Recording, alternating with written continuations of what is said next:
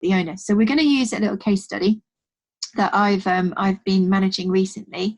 So this dog is probably around about 6-7 years old, and very, very much loved, but quite significant musculoskeletal and neuropathic pain. So this dog has got lumbosacral disease as well as painful hips, and the dog still has behaviours that logically will make that pain worse. So the dog bolts up and down the stairs and runs to the front window when the postman is there, or anybody walking past the window.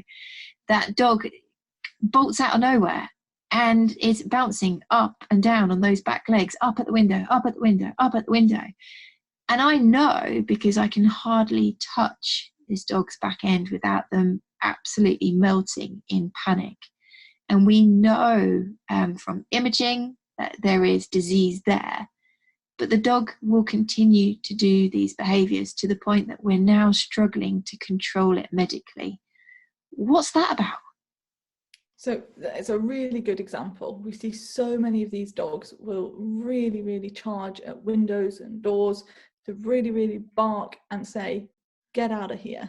And the postman is one of the, it's almost, you see in cartoons all the time, the dog chasing after the postman. It's something that everybody expects dogs to do, but it's because it's such an easy pattern for them to learn. The postman comes, the dog barks, usually initially out of shock and sometimes some anxiety. They're like, oh, what's that? Especially if they're sleeping under the post box and something hits them on the head, and they bark, and then the postman scurries off. And their barking was so successful. They go, look, I made him go away. That was great. Yeah. And that pattern happens, 6 days out of every 7, happens so successfully every single time that it becomes this conditioned behaviour that the dog genuinely thinks the only way the postman's going to go away is if they bark. Yeah. And so if that's your drive and you're saying, well, I've got to tell him to go away, he can't hang around forever, we've got to get rid of him, I've got to go and bark.